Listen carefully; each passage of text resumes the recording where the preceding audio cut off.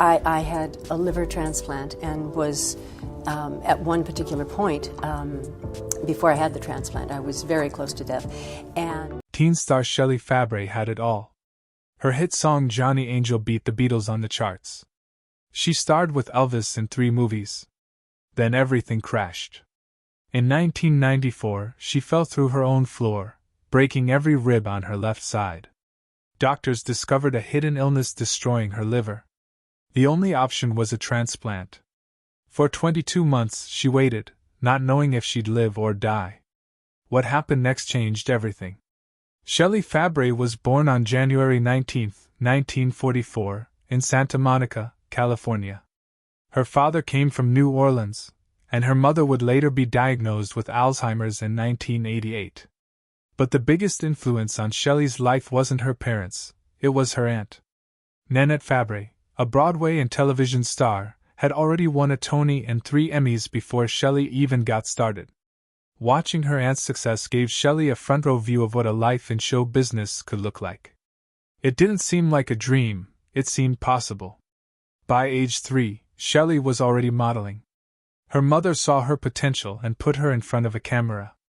In 1947, Shelley's older sister Nanette, who they called Smokey, also did modeling but didn't stick with it. Shelley, on the other hand, had something special. She looked young for her age, which meant she could keep playing younger roles while other kids were aging out of the business. It gave her more time to stay in the spotlight. At just 10 years old, Shelley made her television debut. It was 1954, and she appeared in Letter to Loretta. That single episode opened the floodgates. Over the next few years, she showed up in Captain Midnight, Annie Oakley, Fury, and Colgate Theater. Then came a major opportunity in Producers Showcase. Shelley got to act alongside Frank Sinatra and Paul Newman. For a kid, that was unheard of. She also appeared in a live version of Wuthering Heights, proving she could handle serious material. By 1958, she had a major role in Disney's Annette, appearing in 15 episodes. Shelley wasn't just another child actor anymore, she was becoming a known name. Film roles followed. In 1955, she appeared in The Girl Rush. It was uncredited, but it got her on a movie set. The next year, she played Susie Parker in Never Say Goodbye. She was only 12, but her name was finally in the credits. That same year, she also showed up in The Bad Seed and Rock, Pretty Baby, though still without credit. In 1957, she acted in Gene Eagles as just Teenage Girl, again, no credit. It kept happening, small parts, often without recognition, but each one taught her something. In 1958, she landed roles in Marjorie Morningstar and Summer Love. Things were building, slowly but steadily. Then came the break. In 1958, at just 14, Shelley landed the role of Mary Stone on The Donna Reed Show. It changed everything. She went from part-time roles to full-time stardom. The show ran for 191 episodes, and Shelley was there for most of them. Suddenly, she was a teen idol. She wasn't just acting anymore, she was becoming a cultural figure. Her casting in the show wasn't typical. By the time she auditioned, she had already sung with Frank Sinatra and acted on national television. That wasn't normal for a 14-year-old. But Shelley wasn't normal. She had been working since she was 3. Her Aunt Nanette was already famous. She knew the industry inside out. She was young, but she was ready. Behind the scenes, something deeper was happening. Shelley and Donna Reed developed a close bond. It wasn't just co-stars, it was almost family. Shelley later said Donna was like a second mother. Donna helped her grow not just as an actress, but as a person. One day Donna said, "Why don't you call me Donna instead of Miss Reed?" Shelley was shocked. Raised in Catholic school, she was used to formality. It took her a while to get used to it, but it showed how close they had become. Shelley Fabares never planned to become a singer, but in late 1961, the network had other plans. They decided her character should sing on the show, and Shelley had no choice but to go along. That's how she ended up in a recording booth, scared and surrounded by top musicians. She stood next to Darlene Love and the Blossoms, who were real backup singers. Guitarist Glenn Campbell, drummer Hal Blaine, and bassist Carol Kay played behind her, legends even then. Shelley could barely believe it. She admitted later, "I never could sing." The producers knew it too. They flooded her vocals with echo to cover her weaknesses, especially in the repeated line, "Johnny Angel." The song aired on the show in early 1962. No one expected much, Shelley certainly didn't, but something wild happened. Just weeks later, on April 7th, Johnny Angel hit number 1 on the Billboard Hot 100. It stayed on the chart for 15 weeks. It also topped the Cashbox chart and hit number 1 in Canada and New Zealand. Even in the UK, where another singer had already covered it, Fabares' version reached number 41. Over 1 million copies sold. It earned a gold disc, all from someone who never wanted to sing at all. Critics called her voice warm, soft, and coated in echo. Some even said her version beat the professionals because of its sweetness and innocence. It didn't sound bold or confident, but maybe that's why it worked. The label rushed out another single. In May 1962, Johnny Loves Me was released. It was written by Barry Mann and Cynthia Weil and told the story of the same girl finally winning Johnny's heart. It didn't reach the same heights but still climbed to number 21 on Billboard and number 7 on the Adult Contemporary chart. In Canada, it reached number 24. Shelley followed up with The Things We Did Last Summer, which reached number 46. All of these songs went on her second album with the same title. She didn't perform live much, which was common at the time for TV stars turned singers. Most appearances were lip-synced anyway. Her producers kept the sound the same, dreamy, soft, drenched in echo. The songs were meant for teenagers, and they worked. Her music didn't challenge the charts for long, but it stayed in the memory of fans who heard it at the time. Then came the albums. Shelley was under contract with Colpix Records and had to release full-length records. Her first was called Shelley, and by 1963, she had a third album out called Teenage Triangle. But behind the scenes, she wanted out. The schedule was brutal. Most shows today film around 22 episodes per season. The Donna Reed Show filmed 39, every year, for 5 years straight. Shelley was working almost non-stop from age 14 to 19. She even had to take classes on set to keep up with school. It was a factory-like grind, and it left little room for teenage freedom. After 5 seasons, Shelley made a bold move. She left. The official reason was to go to college, but the truth was more complicated. She'd been pushed into a music career she didn't want. She was exhausted. Her departure wasn't easy. She did return for 7 more episodes in later seasons, but the damage had been done. For the next 4 years, she couldn't get work. Hollywood moved on. Shelley waited. She believed the right time would come again, and eventually it did. When Shelley Fabares showed up to film Girl Happy in 1965, she had only been married for 17 days. Her new husband was producer Lou Adler, but it was Elvis Presley who greeted her on set.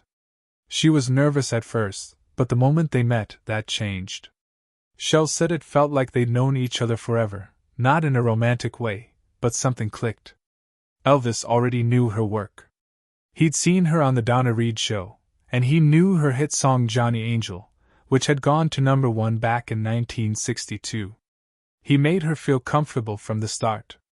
Their chemistry was obvious, even the crew noticed.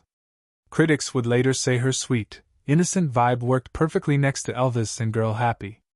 She played Valerie Frank, the daughter of a Chicago mobster. Elvis was hired to watch over her during spring break in Fort Lauderdale. It was a light, fun movie, but it was more than that. It was the beginning of something real between them.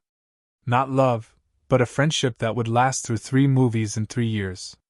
The next year, they were back together in Spin Out, shot between February 21st and April 7th, 1966.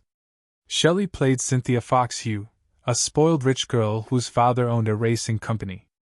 This time, Elvis's character Mike McCoy had 3 love interests: Shelley, Diane McBain, and Deborah Wally. That could have made things awkward, but it didn't. In fact, Carl Betts, who had played Shell's father on the Donna Reed show, was cast as her father again in Spin Out. That familiar face helped ease the tension on set. The movie was a hit with fans.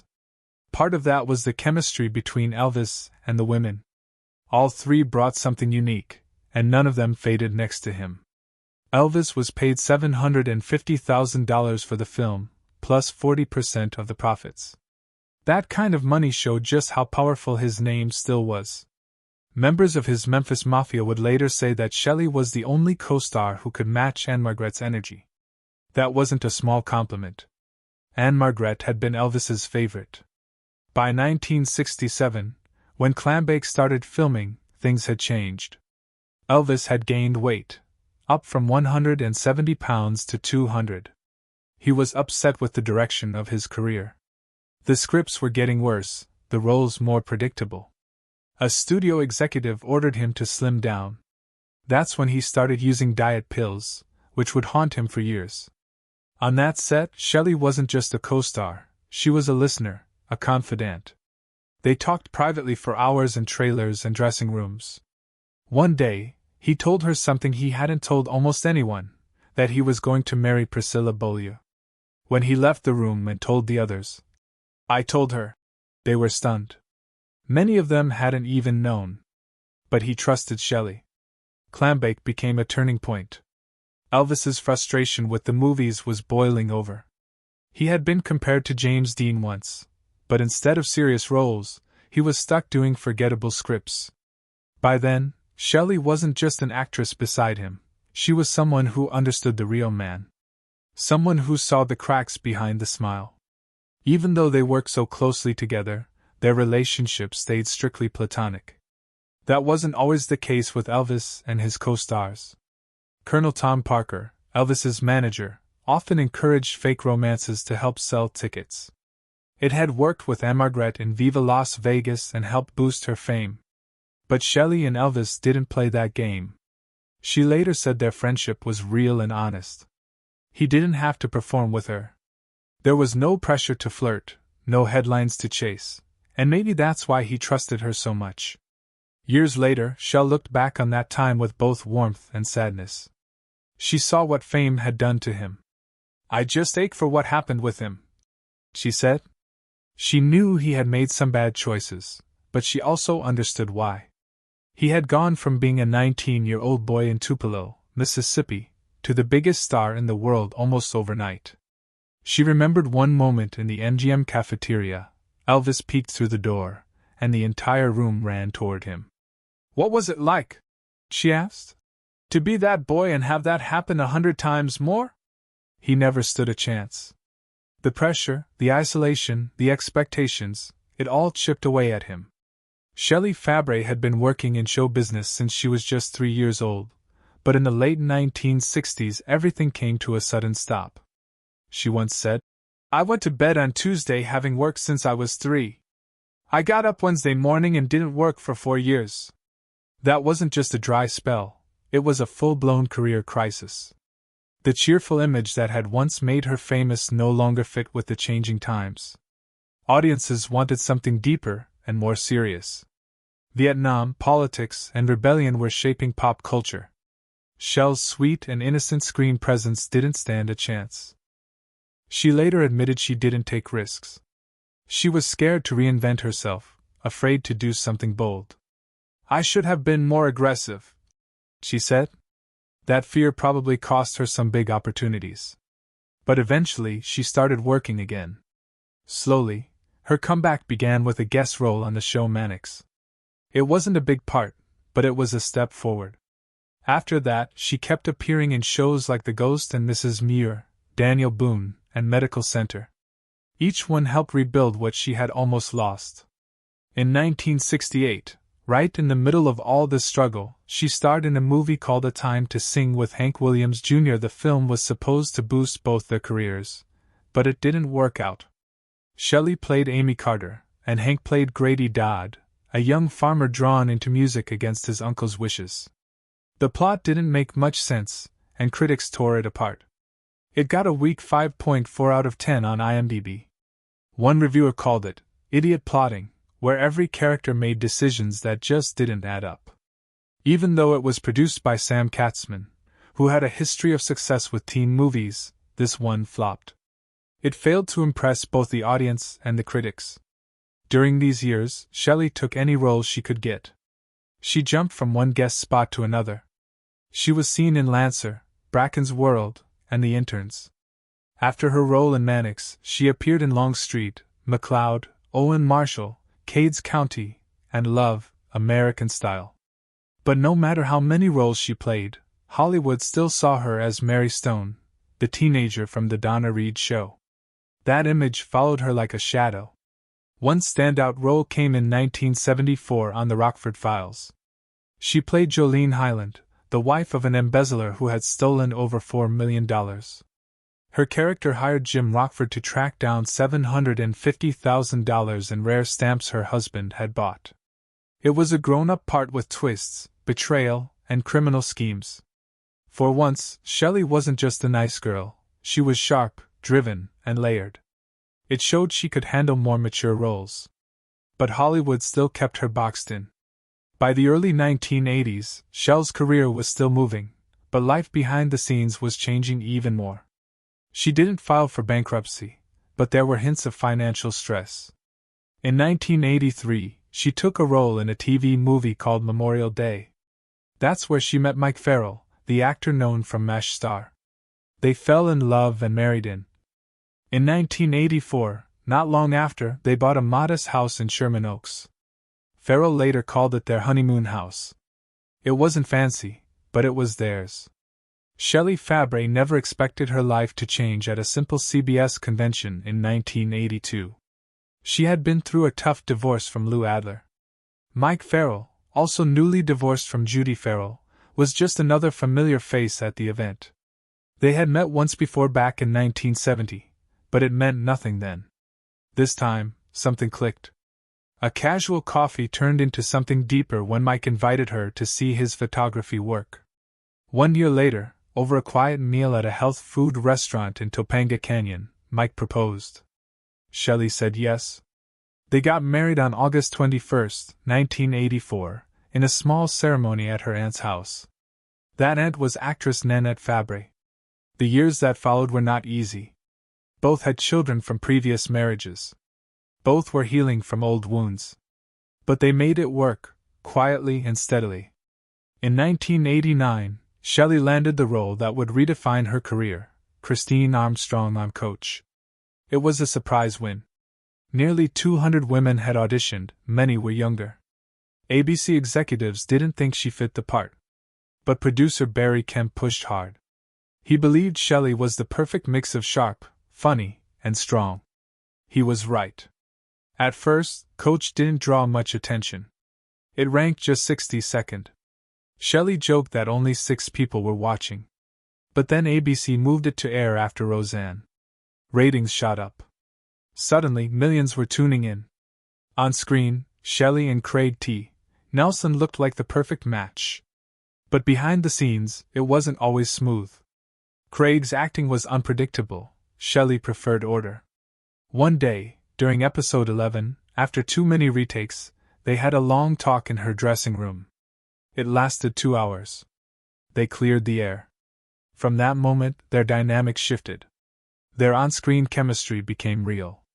Their characters married in the show's 100th episode, aired in May 1993. Success followed. Shelley earned 2 Emmy nominations in 1993 and 1994. They were the only ones of her adult career. For someone who had started acting at age 3, who had once starred in the Donna Reed show, the recognition came late, but felt right. The Young Artists Foundation even honored her with a Lifetime Achievement Award. Her proudest work was no longer behind her. But just as things were at their best, everything changed. In 1994, that year, Shelley fell through a hole in her home floor during renovations. The fall shattered every rib on her left side. She was 50. The pain was unbearable. Recovery took months. Still, she kept working on Coach. At the time, everyone thought it was just a horrible accident. But something worse was coming. After the fall, Her doctors ran routine tests. Her liver enzyme levels were dangerously high. No one knew why. More tests followed. More confusion. It took years before doctors finally diagnosed her with autoimmune hepatitis. Her immune system was attacking her liver. Medications helped for a while, but the damage continued. She felt exhausted all the time. Sometimes she slept 20 hours a day. Her husband Mike was worried. Shelley stayed strong in public, but inside, she was falling apart. Then in early 1999, the hidden crisis exploded. At home, without warning, Shell suffered a massive esophageal bleed. Blood vessels in her throat burst open. She was rushed to Cedars-Sinai. Doctors told her the worst: her liver was failing. Medication could no longer help. Only a transplant could save her. In April 1999, she was placed on the transplant list. For the next 22 months, her life was a waiting game. Day was uncertain. Every time her pager went off, she hoped, but many times it was a mistake. Each false alarm crushed her. She grew weaker. Still, she waited. The call came just after midnight on October 23, 2000. After 22 long, stressful months on the transplant list, Shelley Fabares finally heard the words she had been waiting for. "We have your liver." It was Dr. John Verling on the phone. For Shelley and her husband, actor Mike Farrell, the moment didn't feel real. They had been through several false alarms before, times when the transplant pager went off only for it to be a wrong number. Each time had been terrifying. Shelley once said, "We honestly thought we might die of stress before we ever got the transplant." By the time the real call came, Shell was in bad shape. She could barely stay awake. "I wasn't in pain," she said later, "but I was just so tired. I'd wake up thirsty, try to get up for water, then think, no, I'm more tired than I am thirsty, and go back to sleep." At that point, she and Mike knew how serious it had become. More than half the people waiting for liver transplants never get one in time. Her medical problems had started years earlier, and not in the way anyone expected. In 1994, Shelley fell through the floor of her home while it was under construction. She broke all the ribs on her left side. During routine testing after the accident, doctors noticed something strange. Her liver numbers were off the charts. They couldn't explain why. For years, medicine kept her stable, though her numbers were still too high. Then in early 1999, she suffered a terrifying esophageal bleed. She was rushed to Cedars-Sinai Medical Center. That was the turning point. Doctors told her the bleed came from liver failure. Medication wasn't enough anymore, and another bleed could be fatal. She needed a transplant to survive. The operation finally took place in October 2000. It saved her life. Though the exact details of the surgery aren't public, the cause of her liver failure was later found to be an autoimmune disorder. Her recovery wasn't easy. The body doesn't bounce back quickly from such a major surgery. She had to rebuild strength, deal with constant fatigue, and carry the weight of everything she had been through. What helped her get through it was Mike. Shelley called him her lifeline. He was there for every doctor's appointment. She said, "He was with me every step of the way." Some marriages fall apart under pressure like this. Theirs didn't, it only got stronger. Shelley later said, "We became closer. I don't know how I could have made it through without him." Shelley never forgot that the transplant was only possible because another family lost someone they loved. She once said she was always aware that she was living on borrowed time. The wait had been brutal, 22 months filled with fear, uncertainty, and hope. Though she didn't talk publicly about her donor, she spoke often about her deep gratitude. Organ transplants come with complicated emotions. You're alive, but someone else isn't. That reality never left her. The mental toll was heavy too. While Shelley didn't publicly talk about PTSD, studies show that 46% of liver transplant patients experience severe stress after surgery. Up to 45.8% suffer depression. Many feel anxiety that lingers long after the physical scars heal. Shelley admitted the experience changed her completely. Even though life had returned to some degree of normalcy, she said, "I'm a different person. what I care about and how I see life, it's all changed.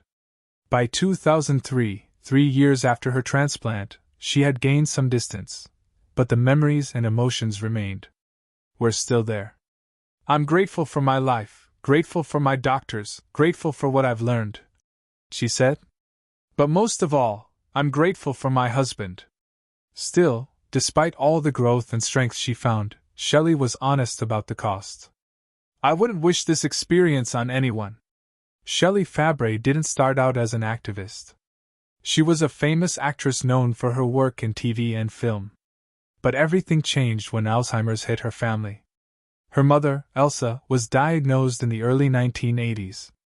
Shelley didn't know it at first, but her mother had already spent years quietly donating to Alzheimer's research. She had even told Shell's sister that if she ever got the disease, she'd rather take her own life. But by the time doctors diagnosed her, it was too late. She didn't remember what she'd once said. Elsa battled Alzheimer's for 9 long years. In 1992, she passed away. The loss hit Shelley hard, but instead of turning away, she turned her pain into purpose. Since 1988, before her mother even died, she had already started volunteering for the Alzheimer's Association. She stayed committed.